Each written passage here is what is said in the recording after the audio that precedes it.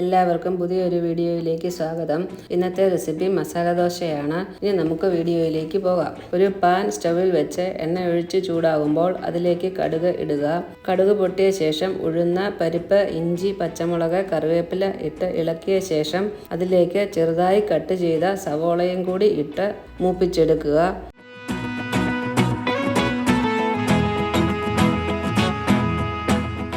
മൂപ്പായ ശേഷം മഞ്ഞൾപ്പൊടി, മുളക് പൊടി, ഗരം മസാലയും കൂടി ചേർത്ത് ഇളക്കിയ ശേഷം മല്ലിയിലയും കൂടി ചേർത്ത് ഇളക്കുക. ഇനിയും വേവിച്ച് ഇതുപോലെ ഉടച്ചെടുത്ത കിഴങ്ങും കൂടി ചേർത്ത് ഇളക്കുക. ആവശ്യത്തിന് ഉപ്പും കൂടി ചേർത്ത് കൊടുക്കുക.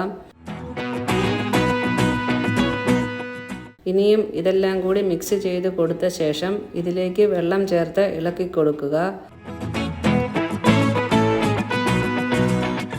ഇപ്പോൾ മസാല ദോശയ്ക്ക് വേണ്ട മിക്സ് റെഡി ആയിട്ടുണ്ട്. ഇനിയും ദോശ തയ്യാറാക്കാം.